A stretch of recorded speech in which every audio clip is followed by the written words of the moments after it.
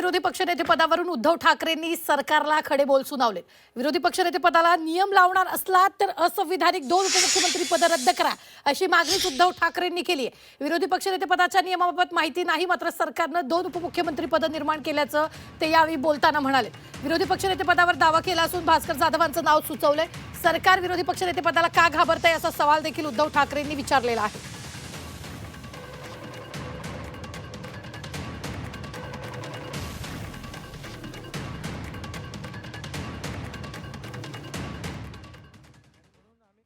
आम्ही विरोधी पक्षनेते पदावरती दावा सांगितलेला आहे, त्याच्यासाठी भास्कररावांचं नाव देखील दिलेलं आहे आणि अजून अद्याप काही उत्तर मिळालेलं नाहीये। त्याच्याबद्दल तो खरंच नियम आहे की नाही हे सुद्धा कागदावरती कळू शकेल, पण नियम असला काय आणि नसला काय, जर नियम असला तरी आणि नसला तरी उपमुख्यमंत्री पद हे संविधानिक नसलेलं पद हे एक नव्हे तर 2-2 जे सरकार निर्माण करू शकतं ते विरोधी पक्षनेते पद द्यायला घाबरतंय का, हा एक मोठा विषय। म्हणजे कोणाला तुम्ही घाबरताय?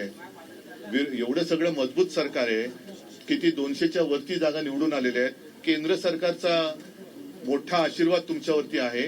एवढं असल्यानंतर विरोधी पक्षनेते पदाला तुम्ही घाबरताय का?